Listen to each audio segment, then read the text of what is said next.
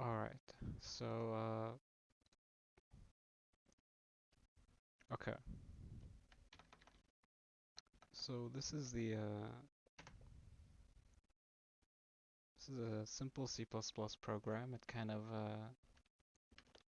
well, let's step through it together. So, yeah, let's start with main. So, the idea is hijack the game, get a static address, uh,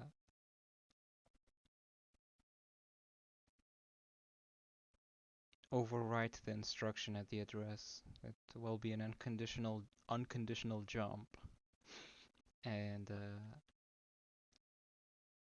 that jump will overstep a routine that would normally trigger when the health is low. And what it does is, you guessed it, that's why you're watching the video. It makes the funny sound, it dampens all the other sounds, and it does a visual effect. So that's a routine we're trying to overstep, and we do that by an unconditional jump. If if you're at all familiar with this lower level assembly programming. So very simple. We start with getting a process ID. Then to get the RAM address of the process, we use the process ID, and I guess we supply the executable again. Because Windows, I guess, I don't know. Um,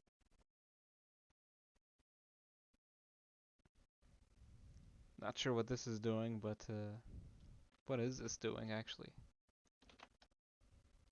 Who cares? Um, Anyways, we procure the instruction address by adding to the game address in the RAM this hex number, which, like I said, this is a static address to the instruction that we want to override. And so we have there's just a debug message here, and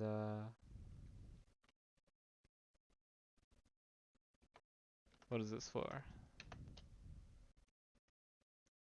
Oh, this is also for debugging. See here, we use it to say to test whether the address has been written to. And the thing that this is where all the magic happens. We write to this byte to the instruction that we want to change. So yeah,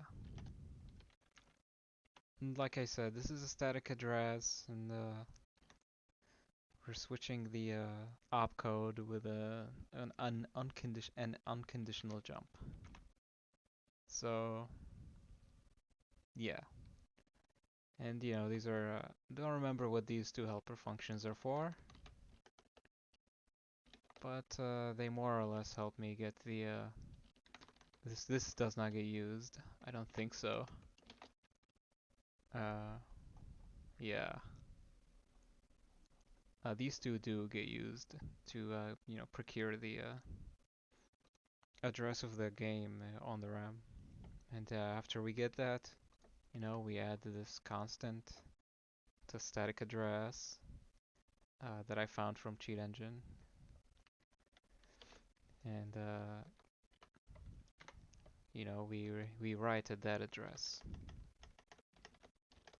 What do we write? We write the opcode that we want. And this brings me to my next point. I would imagine I'm using a Core i5 7600K, so I would imagine a different processor with a different architecture. The static address will be different. So this will only work if you have the same architecture as me. You can see I already ran it before, but let's run it again. Does not hurt. Should not hurt.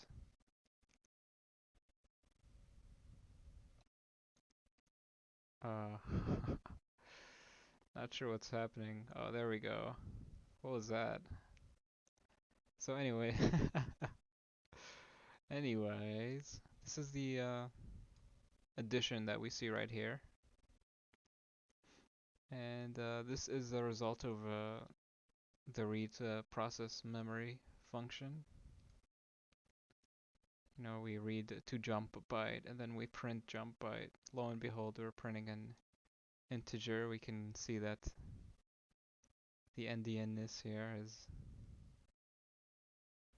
big endian, right?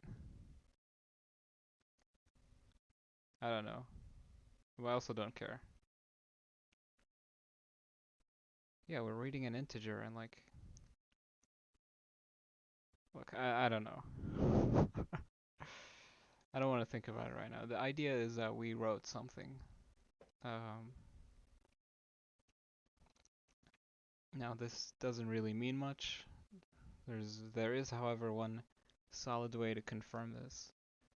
I have my game open, obviously. You have to have your game open for this, because we need to find the process and write an opcode.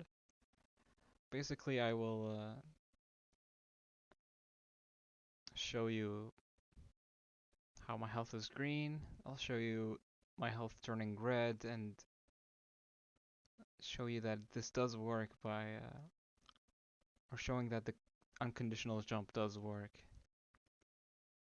by showcasing how there will be no low health effects. That is annoying sound or funny sound, whatever you call it.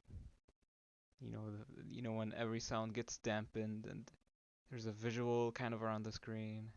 It's like red, everything's red. Yeah. This should avoid all of this by jumping over the routine in assembly that's responsible for triggering these things. So let's hop on. Looks like I'm just in the right place. It's almost as if I recorded this just earlier and decided to do it again. So my health is pretty low. But we want to turn red, right? We want to test this and prove that it works.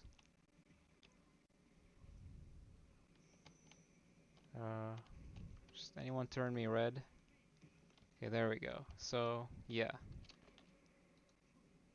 I don't know if you can notice, but everything is good. The visuals did not trigger. We don't see the red visual. The sound is the same. It's not annoying. And there's another good thing about this, and it's that if we look here, I have exhilaration on, and it gives me a surge in strength when I stand at death's door. So let's look at our offenses right now. Looks like I have 1200. So what I'm showing here is that these skills still work, which is a win-win situation, right? We still get the skill or the surges in strengths. And we also disable these effects. I only showed you strength once, so to be doubly sure, let's get our health back to green and I'll show you the offense again and prove once and for all that this is working. Looks like our pawn is busy, so might have to do our own healing. Just get back to green. Does anyone have something better?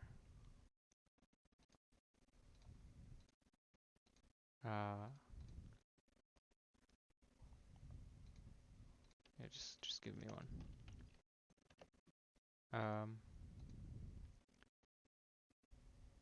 Right.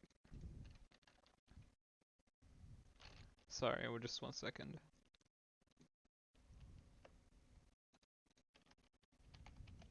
Okay, so I'm back to green now, and let's just check our strength again. There. So, these just to again, this is me showing you that other things like skills are not affected. It's just a visual, so rest assured. Um, kind of a win-win situation. Yeah.